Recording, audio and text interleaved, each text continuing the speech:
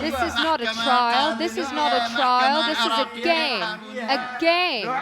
The trial of Saddam Hussein has often looked more like a theatre than a courtroom. Saddam and other defendants railing at the judge, defence lawyers tussling with guards, the first chief judge resigning after a whispering campaign that he was too soft. Here's Barzana Tikriti, Saddam's half-brother and intelligence chief, hauled into court in his underwear. We don't want to sit here. We refuse to attend this trial without our lawyers. At one point, the entire defence team boycotted the trial because one lawyer was manhandled out of the room by guards. The court then appointed its own choice of defence lawyers, an extreme step which could prejudice a fair trial. We've already chosen our lawyers. They withdrew from the court after being beaten in front of your own eyes, Judge. Who hit them? The head of the Jordanian Bar Association was struck right in front of you. Who hit them? Nobody hit them.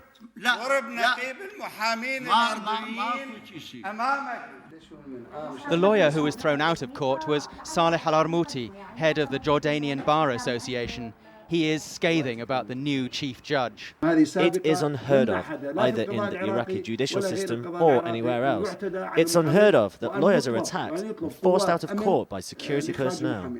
He says the old chief judge, Rizgar Amin, resigned because of political interference. Judge Rizgar, who represents Iraq and the Iraqi judiciary, refused to bow to threats and orders to deny the defendants the rights granted to them by the Geneva Conventions and by Arab and international laws. Most of the time, the main defence lawyers are not even in Iraq because it's just too dangerous for them.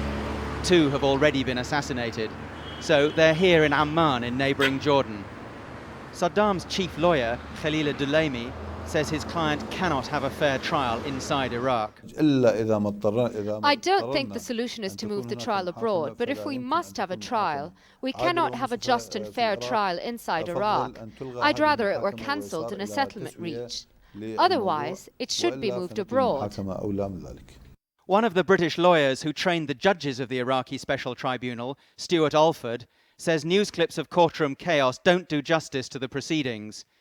Much of the time is being spent on painstaking, detailed giving of evidence, as the prosecution tries to prove that Saddam Hussein was personally responsible for ordering the execution of 148 men after an assassination attempt in 1982 in the town of Dujail.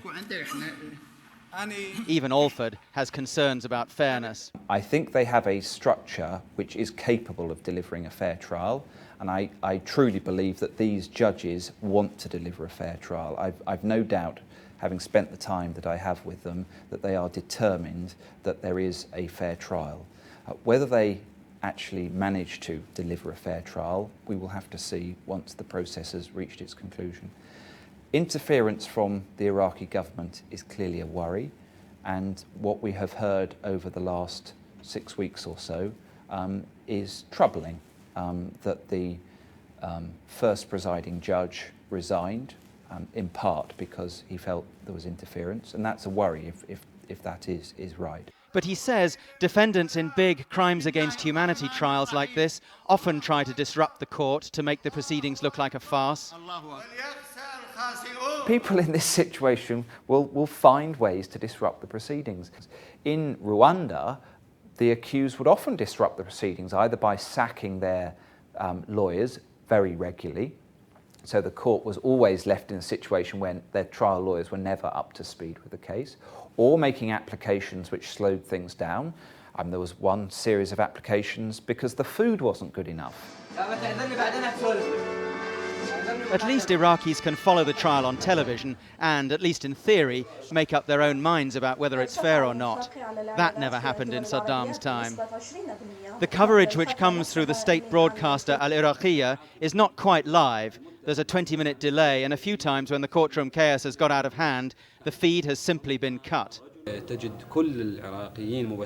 You'll find all Iraqis glued to their TV sets to see those who ruled them harshly for 35 years being judged by Iraqis in a new Iraq, an Iraq that believes in human rights and in lawful government. But in practice, Most Iraqis watching have already made up their minds about the trial. Lawyers' arguments about fairness and international standards mean nothing in a country on the edge of sectarian civil war. The trial of Saddam Hussein has become just one more issue which divides people on sectarian lines. This is Azamiya, an intensely Shiite Muslim area centered on a big shrine. People here all want Saddam punished for the tens of thousands of victims they say he had tortured, executed and bulldozed alive into mass graves. As far as Saddam is concerned, I'd like to see him executed. He hurt the Iraqi people, killed many of them. I think he should be executed. The current government is serious about this issue, and God willing, Saddam will be executed. What he did to Iraq is not a small thing. But across the River Tigris in the Sunni Muslim area of Azamiya, everyone thinks the trial is a farce. President Saddam Hussein is the legitimate president of Iraq, whether they like it or not. What do you think of this trial? This trial is fundamentally false, completely false, because it is based on the force of an occupying power. Saddam is a Sunni, and by and large, Sunnis did better under his rule than Shiites. But many Sunnis hated him, and their contempt for the trial now shows how much they feel alienated and marginalized in the new Iraq.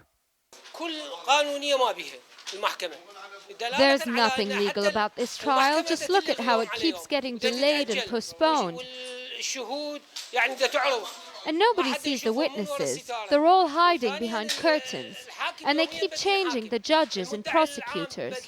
The lawyers don't even live in Iraq. They're always coming and going. There's no legitimacy. There's nothing legitimate about this court.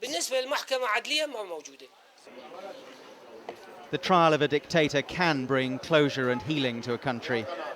But the trial of Saddam Hussein seems just to be driving Iraqis further apart.